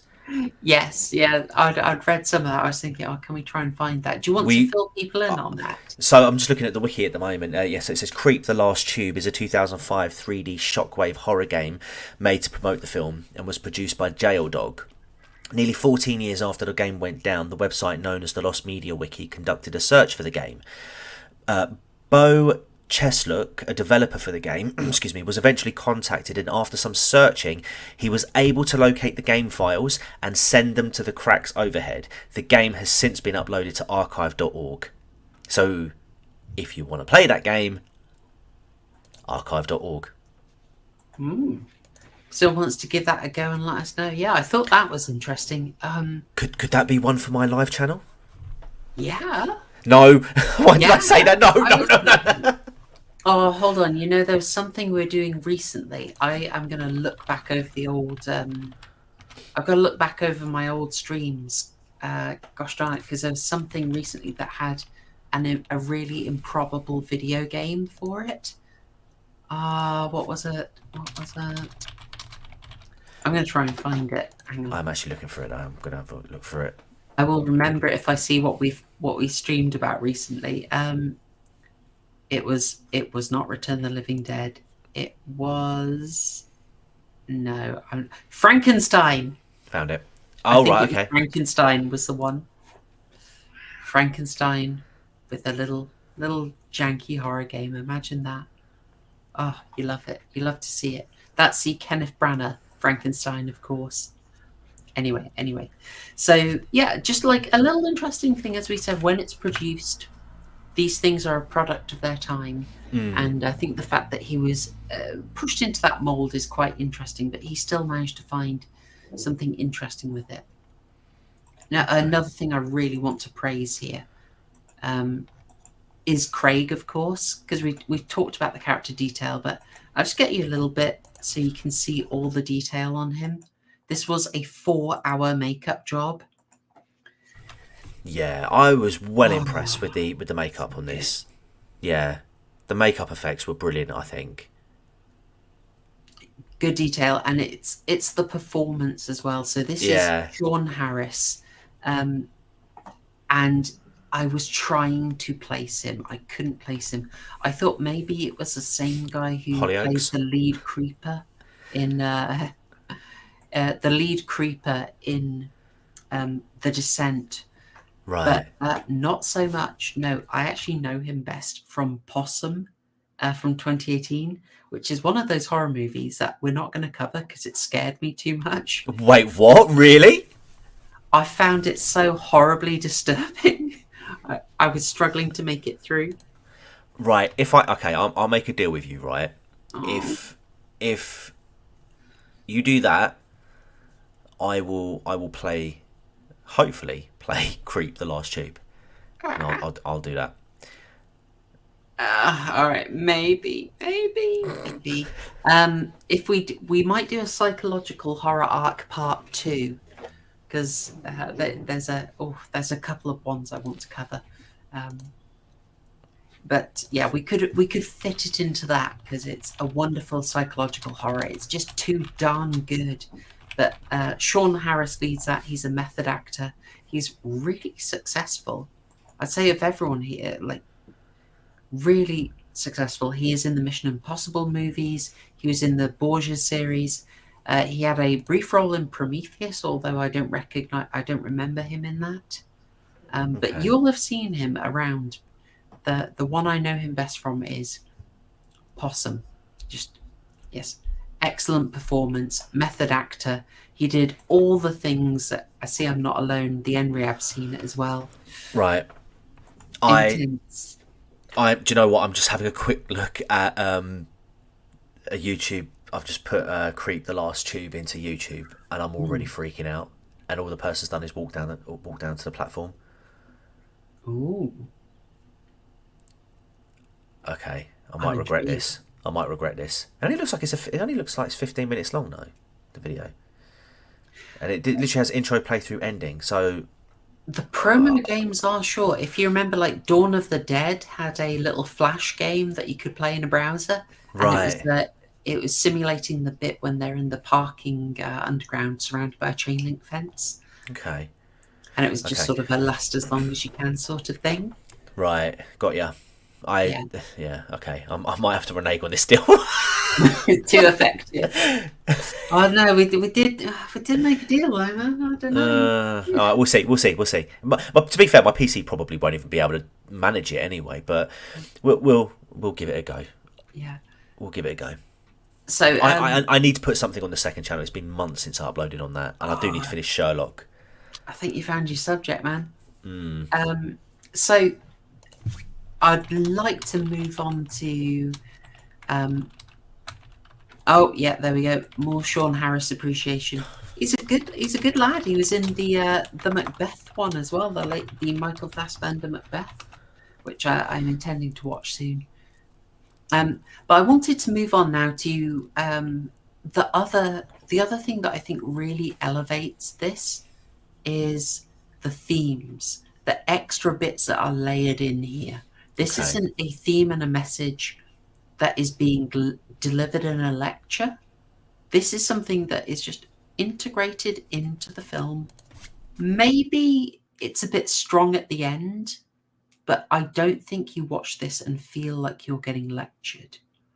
And that is, well, what I took from this is that Creep is talking to you a little bit about one of the horrors of London is that in the city, people get lost and they can drop out of sight and they can be seen as less than human. And that isolation, that sort of basically being buried by the sheer mass and scale of the city, genuinely dehumanizes, makes you less than human. And I can go on my. I'm just like, is that sounding all right? All right. Yeah. But to be fair, I mean, living not too far from London, I can Yeah. and like I think yourself, you said you lived in London for a time. I did. I mean, it's specifically about the homeless, and I sort of get hands on the table. Some of my work was with the homeless Right. in my boring IRL stuff. When I'm not talking about horror movies, so I wasn't initially fond of. I was going to put in a minor complaint when we see Mandy, and so like, female homeless, street homeless, rare. Young female street homeless, really rare. Attractive young female street homeless, it's not happening. From doing the early morning food deliveries, it's not happening. Where you have female street homeless, they're older, they are in a much worse life situation for all sorts of reasons. They don't look like her. So it's a minor complaint, but they've. Oh, sorry. Go ahead. Oh no, sorry, no, sorry. Carry on. So that was something I was already a little like, but this film talks about it quite nice. So from the start, we're seeing Kate, our professional, who's clearly moneyed. She works in a model agency. You get the feeling she's more of an exec, and she's able to just throw money away. She'll just throw money away to spite a random whammon. And she gives it to Mandy, and she's looking down on Mandy.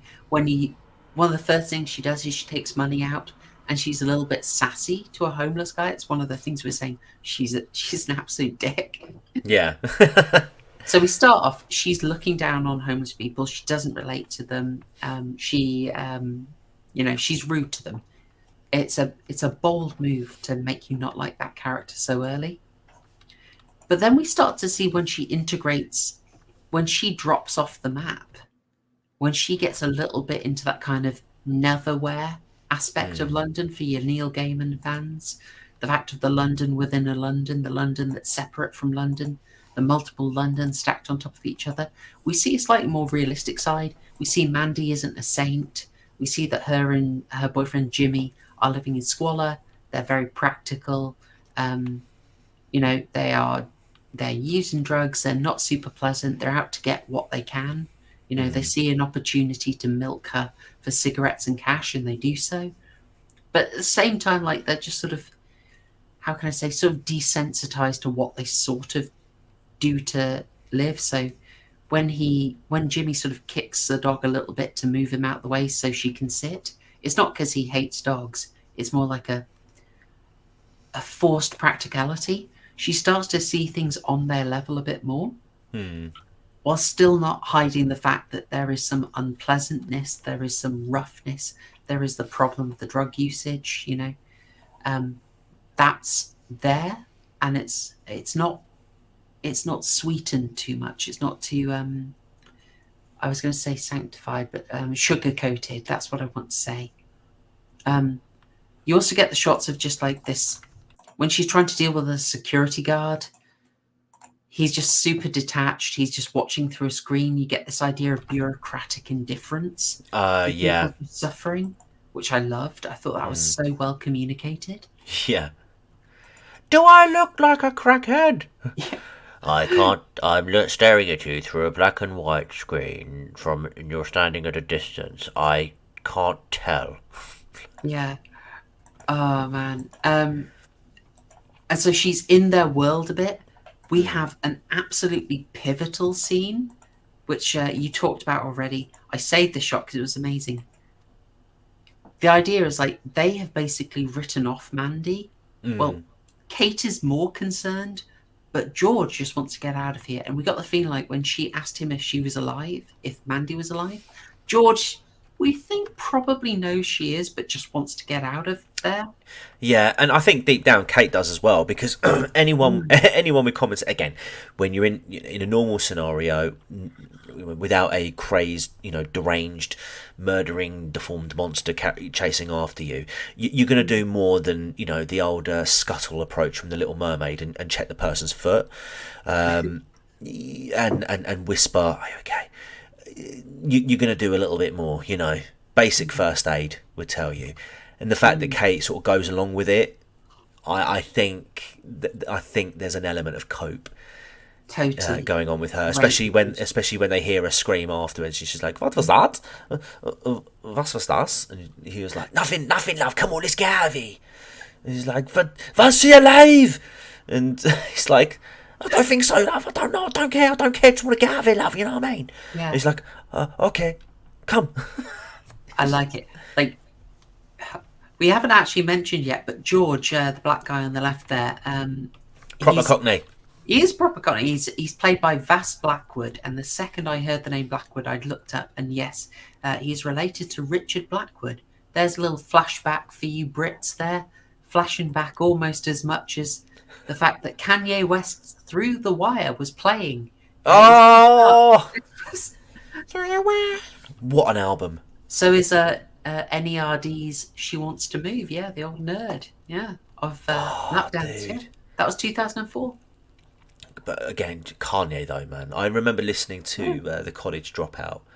First time I listened to that, I was watching some snooker like match, and every time I listened to The College Dropout, I always associate it with snooker. Yeah. It's like if I listen to an Oasis album, I associate it with LMA Manager 2005. Oh, nice. Bless. Oh, sorry. So the shot here, you've got them down on the level. Mandy is on the same level, but she's in the background. So it's the idea of like, you're meant to be a bit more conscious of her. You're meant to put her on the same level mentally. Whereas previously they were looking down on her. They're ignoring her. They didn't consider her. And the fact that they're trying to pretend she's not there, she's not alive, is basically your message from Creep to us. Is like, when you live in London, you kind of have to get used to basically being able to ignore it, being able to ignore people suffering in plain sight. And by the end of the movie, she's not made an angel. She's a pretty grim character, Mandy. She one of the things that's helping her when she's getting the surgery on her is that she, as someone said in chat, she's probably still on the H, which is helpful to her. But by the end of the film, Kate's got out of her ordeal. She staggers out. She collapses. Ray the dog finds her again, miraculously alive. Also miraculously cleaned of blood. There's one shot where Ray is absolutely covered in blood. That's right. Next time you see him, the dog is clean. Well, he found a working tap. I think he's a very smart doggo. He survived. And, He's a good boy. He's a good boy. Yeah. He's a good boy. So this shot, she just collapses, sits down, she's knackered, she's made it. And then she's mistaken for homeless. And interestingly, at this point, the businessmen don't have faces. The businessmen are depersonalized to symbolize that Kate has basically gone through this change with who she identifies with. She doesn't depersonalize the homeless now. And she's depersonalized, and then she looks you in the eye. Where's my final shot? While you pulled that up as well, it's what I really liked about this is the slow and gradual attire change that she goes through the film as well. From that nice yellow flowery dress and the high heels, and then the high heels go, and she gets given a pair of boots by Jimmy. The jacket as well comes on. The clothes get run down. She becomes more gritty. But yeah, you're absolutely right. By the end of the film, she aesthetically, at the very least, is a completely different person. And I do, that bit when it's just because John's mentioned the George Clooney thing, when she was laughing at him, she's like, "My name's George," and she starts laughing. He's like, "What are you laughing for?" She's like, "Oh, I was supposed to meet a George tonight, but I wasn't expecting it to be like this." Yeah, it's. Will you come home with me? I need to take George home. I told my friend I would. You'll have to do. Don't try and make Germans deliver jokes. And if they're not Henning Wehn, you're taking a gamble and telling them. That's it. It's an odd moment. She gave it a shot, Yeah. This ending, she's looking directly in the camera. She's looking at you, the audience, which is your language of like, I'm conveying the message to you. So that's the sort of theme that's going on underneath Creep. It's that idea of in the city, you get used to the dehumanization of people and how far they can fall. And it's the sort of what if it happened to you thing. That's the theme. Now, because no one like stands on a soapbox and delivers it, it's pretty chill. Yeah. And it's just this extra like heft, this extra value, this extra worth that's built into the movie. If people attempted to just sort of say it's a stupid slasher torture porn thing, I wouldn't watch that. Someone saws up a gooch, you can tell them no, it's actually got worthy social commentary. Exactly. Yeah, there's far deeper meaning in the scene where the gooch gets slooched. I mean, was that standing out? Were you thinking like they were integrating it well? Were you thinking it was laid on a bit heavy? What did you think of it? No, I felt it was quite subtle. I thought it was relatively subtle. I didn't really pick up that as deeply as you did. So yeah, the fact that they didn't throw it in my face means I didn't pick it up. And as I say, you know me, I'm a guy who just sits down, watches film, enjoys film or doesn't enjoy film, and then just come in and talk to you about it. And you're the one who gets all the intelligent readings from it and the themes. Yeah, I thought it was if that was what they were going for, then I think they weaved it in very, very cleverly and very subtly, just to give you enough to think about. Because like I say, I did sort of spot as the film was going that she was slowly changing. Like it wasn't, under the guise of you need boots, you take my jacket. It was things that you kind of would be like, okay, it makes sense that she would take these things, or like because you're not going to go through sewers in high heels, you're going to need some sturdy boots. But the fact that it sort of stays with her, and she essentially, well, she does essentially become the owner of those clothes because the people that owned them before died. So they become a part of her, I suppose. And yeah, I was so pleased that he gave her boots. Yeah, like, going through and that's just a nice touch. But the older, they missed a chance to have their German actress say, give me your clothes, your boots, and yeah. Oh my god! Oh dear. Yeah, people. I'm glad people are liking the ending. It's you can read it just as like a little joke, like a bit of dark comedy at the end, and that's. I watched this year it came out. I remember I didn't see it in cinemas. I saw it on DVD. Same. I rented it as soon as it was available. Yeah, and I just thought, okay, that's kind of a fun dark joke at the end, and then I was like, okay, no, it's the way he shoots it to see who you relate to, who's personalized, who's depersonalized. I was like, it's nice commentary, and it's also not laid on too thick. And my own personal bugbear from having done some of this sort of outreach work is that it doesn't sugarcoat things. It doesn't try and say like Mandy and Jimmy are saints, but it's making them quite believable. Like I love Jimmy's attitude when he's asked to do stuff. He's like so outside of the system. He's like, yeah, why would I care? I'm not going to help guy. He was a great pick. Yeah. You want to? I kind of want to point out as well. The only likable characters in this film for me, other than, because obviously you got the guy showing George around the sewers at the beginning of the film. So if we just sort of take him out of the equation for a moment, the only people that really were likable were Mandy for me, Jimmy, and George. Now, Jimmy and Mandy are pretty self-explanatory characters. They're down on their luck. They're homeless. They're addicted to drugs. They're not what you would call sort of like upstanding citizens. But the same can also be said for George, because the reason why he was down in the sewers in the first place was, I assume it must have been some sort of community service, because he was doing, because he'd obviously, he got found guilty, blah blah blah, and that's explained at the beginning. But the only people really in this film that are likable are people with essentially shady backgrounds, Yeah.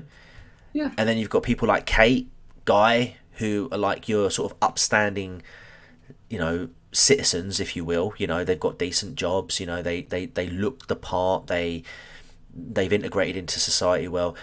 Obviously, Guy goes a little bit struggle snuggle, but they're not likable in the sense in many senses. Guy for obvious reasons because he's a creep, and but he also has an affliction with drugs because he's on the Coca-Cola when he's on the train, and a bit before that, kind of like a Jimmy character, but he's more upmarket. And then you've got Mandy, who I suppose there is a sort of parallel. Actually, no, there isn't really much of a parallel. I'll scratch that. But yeah, I mean, yeah, the only likable characters for me were people that essentially were down and out, down on their luck. And I'd say it's a typically slightly subversive portrayal, but on the other hand, it wasn't over the top and it's kind of realistic. So I'm down for it, and I just really liked that they were willing to give us a lead character who is not likable and make us not likable, but not an obvious you must hate her. It's just she was very believable. You can relate to that attitude of just sort of not wanting to deal with the sort of darker side of the city. And I've been interested in how horror is moving close to the city now. I pointed out a few things that we got a Candyman remake, we got Scream 6 moved to the city. We've had a bunch of them basically. And I'm just like, it's still very untapped, but Creep, Jacob's Ladder, they really kind of get what makes a city horrifying and dehumanizing, and all these aspects that everyone in there, it's a mix of people. It's a mix of quite believable people with their own messed up situation. As you say, George, he's got a daughter he wants to see, but he knows he messed up, he got screwed, and now he's doing this. I do love that the old boy plays a joke on him there. That was brilliant. This felt so British to me, like classic British humour. Do you think you talk about like horror films moving into the cities? Oh, John as well. There we go. Do you think the whole Jason Takes Manhattan put people off from doing that for a while? They didn't have the budget for that, But yeah, I think so. It's a tricky one to do. It is a read, because horror, you've got to isolate. Now here they manage it. They know how to isolate people because you get them lost in the tube, but it is a struggle. But yeah, that's let's see, was I going to, I'm just looking through if there were other things I wanted to say about this in my notes, but no, I mean, I think that kind of covered it for me. Was there anything else you wanted to say on Creep? No, I think we've pretty much covered everything off, to be fair. Yeah, I think it holds up incredibly well. It feels wonderfully British. The characters there, the settings. It doesn't feel like an American production in Britain. No. It feels properly British. And I would say I do quite like the fact that they went with a with a German lead for a film set in London, because obviously it's quite metropolitan. So having someone from not from like the location kind of added to that as well, because there's not really sort of much indication as to how long she's actually been in London for. So the unfamiliarity with the location as well kind of added to that for me as well. So I did appreciate that.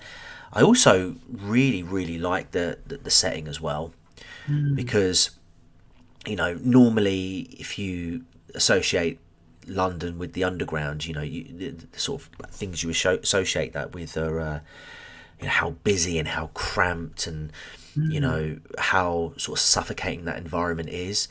And it was interesting as well to have a setting where, even though it was closed off and that hustle and bustle just wasn't there, it still felt claustrophobic and suffocating enough, because everywhere you went, it was a narrow tunnel or like a narrow hall or a narrow walkway, or it was too dark, or you're on tracks. You never know if a train could again, you're disorientated. Time, you don't know how long you've been down there for. Could the railways have opened back up?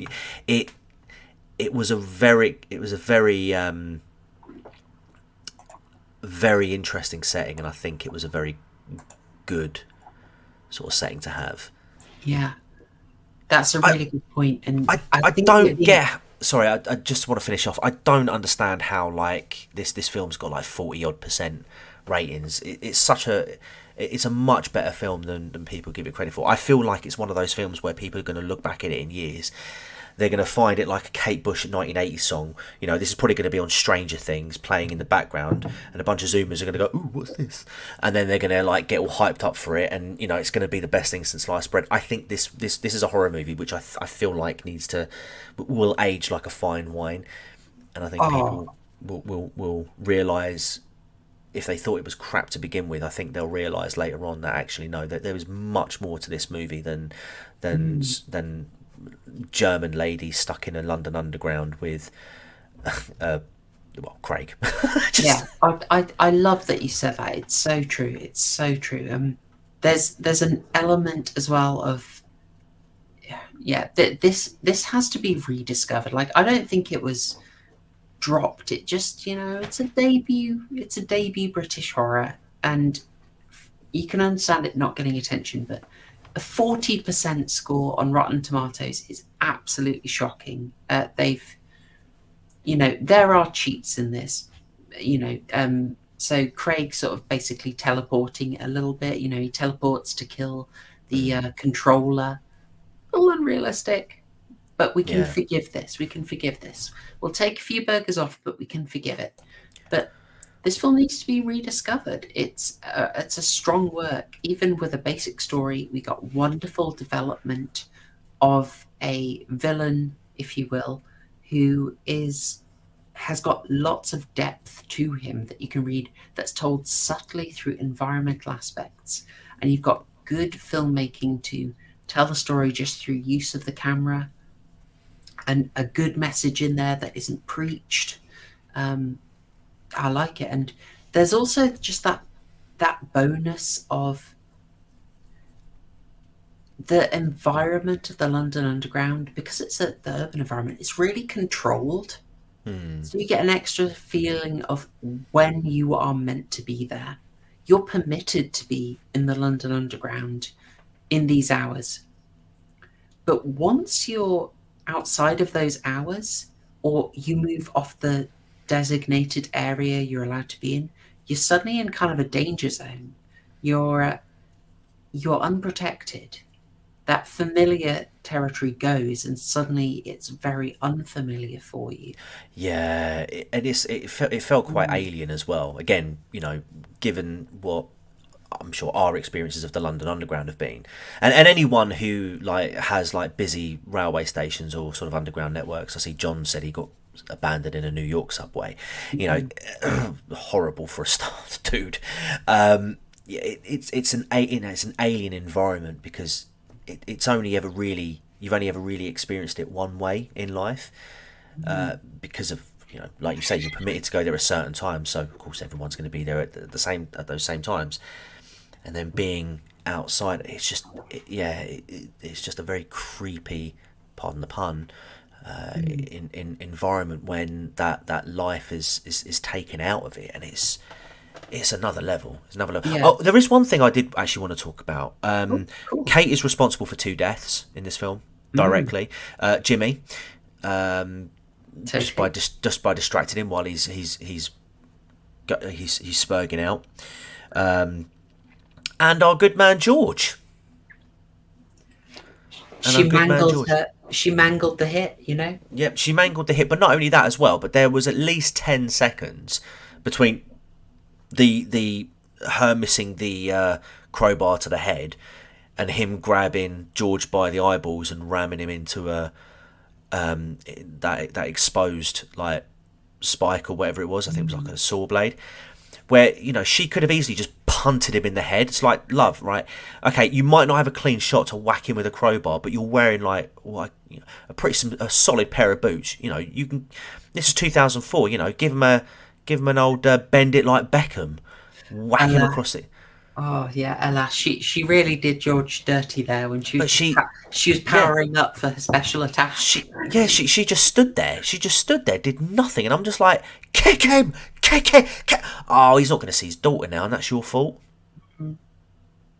And also, she did kind of have a bit of plot armor as well. Like, I didn't understand why Craig was able to, you know, dispatch of people like so quickly, and then, you know, when it came to her, it was a bit of throwing around, and then they just sort of sat there towards the end, like just sort of sat there and started like almost like teasing her. I didn't get it, but yeah, there was a little bit of weakness then. I mean, I suspect, you know, that this film just made it to 85 minutes.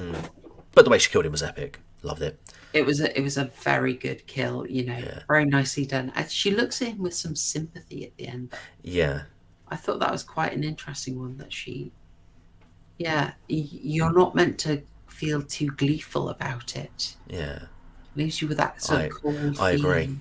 Yeah, because again, you know, what you learn, you know, from the things that you're shown through the film, you know, there is an element of, well, this person is quite clearly a tortured soul. He's damaged, you know, beyond the point of being human. He is like an imitation, you know, not just from sort of like the behaviours that we talked about earlier, from the like that torture scene and, you know, and the cries for help, but just there's almost like an uncanny valley-ness about him. You know, because you know he's human, but he doesn't look it. Why? Because, you know, he hasn't experienced life as being human. It's just like an experiment and, you know, a test subject, and he's not had a life, and, you know, it's almost like he's trying to learn, but through like not very conventional means. No. But there you go. John Goris likes the mean girls. True. No, I can agree with that. I can accept that. I can accept that she wasn't perhaps in a position ready, like where she was quite ready to, you know, end his life at that point, you know. But I do think at the very least, you know, she could have done something to at least get Craig off of him. Like I say, you know, a punt to the head probably wouldn't kill him, but it would certainly, hopefully, release his grip. Like, what you doing? Or, you know, or at least try and grab her, you know, just something to distract him so that, you know, George could have another go. Because he, of the two, I think he probably would have been. But you're right, yeah. Yeah. So, but I definitely agree. I could definitely agree, you know, with that hesitancy of, you know, having another pop at crowbarring him. There's a certain amount of horror film convention there, you know, around. We're not ready to fully subvert the final girl yet. Yeah. Stand back, Kate. We need one more death. Yeah. All right. Well, yeah, I think it's a strong debut. I've got a lot to praise in it. I think this badly needs to be rediscovered and reappraised. I think people will see a lot in it, and it has aged so good. So good.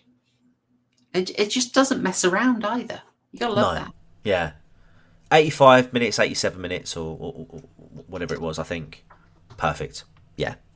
Doesn't need to be, again, it's simple. It doesn't need to be any more than it needed to be. Excellent. Well, I think let's do our closing thoughts and scores, and then I think we should probably chill a bit, because we just got straight into it. We got so distracted by UK top 40 hits from the 2004 that we didn't do our regular shill, so I think we should do that. But first off, let's do closing thoughts and scores, and chat. Let's see some scores from you. I'm going to be intrigued. Let's see what you want. And TCG, would you like to go first? Yes. Simple. I love it. It's one of my favourite UK horror films. I actually, when you said we were going to do this film, I quickly raided my DVD cupboard and just everywhere that we have like any sort of like DVDs or games, just to see if I still had this on DVD, because I owned this for the longest time and I was gutted when I didn't. But don't worry, I got my legal copy. Yeah, it's a simple premise. It's a simple film. It's a straightforward horror film. If you look at the ratings on your Rotten Tomatoes and whatnot, the audience score, I disagree completely. For me, this is right up there in terms of UK horror with the likes of like Eden Lake, which I thought was extremely good. Yeah, I don't like the characters, but that's because I don't like the main character protagonist, Kate. But that's not because I don't think she was a bad actress. I thought she was great in the film, and I think the character is great.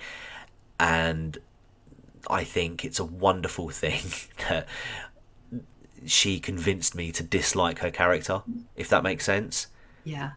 You know, but yeah, I thought she was. I thought she was all right. I thought she was great.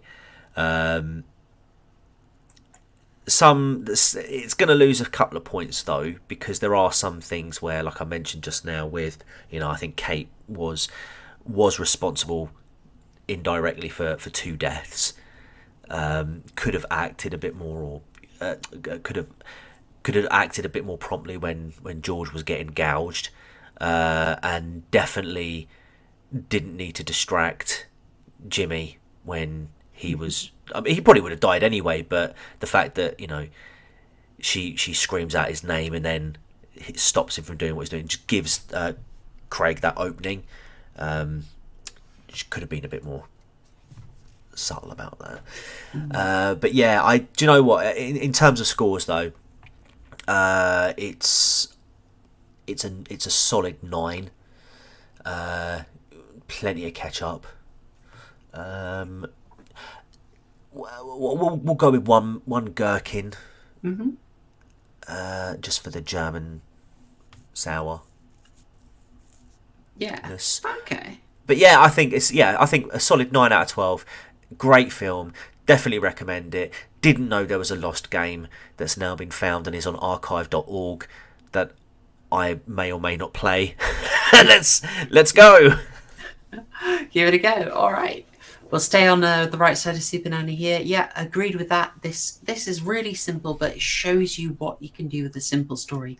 You can do good character work on the villain, making great use of ambiguity. You can make good use of the setting as well, and not go too far with the gore to be effective. Nice. There's just so much to love. There's just so much to love in this. The theme is in there. It's integrated well. It's told with good camera work. And there are interesting uses of the territory. Good use of the city as a source of horror that we discussed. So there's so much to love here. This is hugely overlooked. I am taking off some points for some contrivances in the writing. My man cheated with the security guard getting killed at the right moment, with Guy being able to find Kate, and with the dog who gets miraculously clean and is there when convenient. But these are minor complaints. I am not taking off many burgers for that. I think this comes in, at a pretty strong, I think it's a pretty strong 9.5. Yeah. I think if the music was stronger, I'd go for a 10. But that's just a slight element I'm missing. So 9.5, extremely respectable for a debut, really strong. This needs to be rediscovered by people. But the fact that another really good horror film called Creep from 2014 came out doesn't help. Bad luck, my dude. So yeah, 9.5 burgers, little sauerkraut on the bun, little currywurst sauce instead of the ketchup. You know, get that nice little bit of a Germanic flavour in there, but highly recommended to everyone. I see chat's largely in agreement. We've got a couple of 7s in there, but no one's dipped under 6. So that I always take that as a recommend. Plenty of respect. 2 9s, 3 9s, couple of 10s. Massive agreement with that. All right, and that is just the beginning, folks. Now, the next one we're going to watch, I believe, was not written by Chris. No, I've got that wrong. The next one is written by Chris Smith. We're going to go kind of chronological with this. The next film that we're going to cover is Severance. Severance, which came out in, let me check, 2006, so he didn't waste time. That's your horror homework. But before we go, we got some shilling to do. We do. So, TCG, any shills for you, my friend? Yeah, I've just sent you something in Discord, actually, if you wouldn't mind just popping that up. Cause, yeah, sure, I could get that up. So, yeah, I actually wanted to share some, what I thought was a wholesome story, actually. I've put my current project on hold just momentarily, just because I learned that back in March there was a really sad thing that happened. This woman, Curry Richins, her husband had sadly passed away suddenly in March of last year, and they actually left behind. He left behind his wife and kids, and what she did to try and help her children was she wrote this book that you can see on screen now called Are You With Me, which was mostly to help her children deal with the grief of losing her husband, but it was also published in the hopes that it would help other children as well who were going through grief. And she was fortunate enough to be able to be interviewed on TV and promote the book and the message that it had. And I thought that was a really sort of positive thing to do off something so tragic. Anyway, she was arrested yesterday for his murder, and that's an ongoing case at the moment. So I've currently got the arrest affidavit, and I'm going through that at the moment. I might do a short video. You totally reeled me in, you bugger. It's crazy. We've got some. Speaking of George's, there is a. I won't go into too much detail now, but it's an ongoing one at the moment, kind of like what I did with the Stephen McCullough video. Just provide sort of like an overview as to what sort of happened so far, and obviously if there's any updates, I'll release something in future. But yeah, this completely caught me off guard, and I was like, that is mental. I might also try and get the book as well. You've got to. Imagine if she hid little clues in it. Well, I mean, again, here's the thing: there's no motive or anything like that. But again, like the Stephen McCullough story, there's no motive yet with that one either. Or if there is, it hasn't been made public. But I've got my Google alerts set on for that one. I don't know if you wanted to sort of talk about, because the thing that I am mainly working on is something that spoil. Let's do it.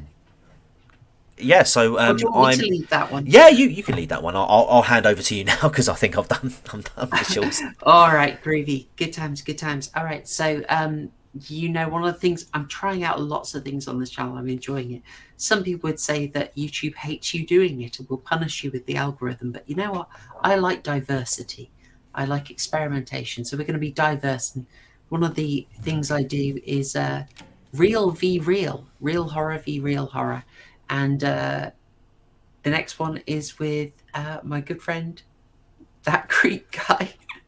Now, TCG, we're going to be covering Alfred Hitchcock's Rope from, I want to say, 1948. It's got Jimmy Stewart in, and it's based on a real-life crime. It's inspired by a real-life pair of murderers called Leopold and Loeb. TCG is going to cover the real life case on his channel, and we're going to have a discussion of the film Rope on mine. I love doing this. This is going to be the fourth one. I've got the fifth one in the line as well. I really like them. They're all coming together. So we got that coming up. And the other thing, I've actually got 5 videos in editing at various stages at the moment. So there's going to be a lot dropping quite soon. So you might expect a quick video this weekend about the film Fall, or as the excellent Pose Law called it, The Ascent. For anyone who's seen the movie The Descent will see why. And I also recorded my thoughts on Midnight Club. So hopefully that will be coming out soon. But lots of stuff in the works. Best thing you can do is make sure you're subscribed, and you will get community notifications and you see what's coming out. Boom, boom. Yes. So with loads of stuff upcoming, and I've already mentioned it, but the horror homework, just in case you didn't catch it, horror homework is Chris Smith's next movie, Severance. It's a horror comedy. It is very British, and I think it's survived very well. So we're gonna enjoy that. All right, I think that is everything. Oh, we just missed out on being on the right side of. We didn't get the gold medal from Super Nanny, but we're securing the silver. We can do it. Mima asks when the next book reading is. Do you want it to be this one? Next book reading?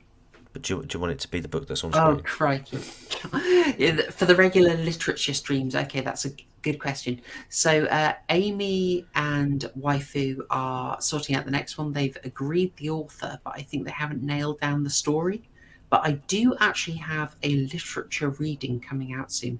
I have a chap with a wonderful voice who's recorded several of the Roald Dahl tales from The Unexpected Stories.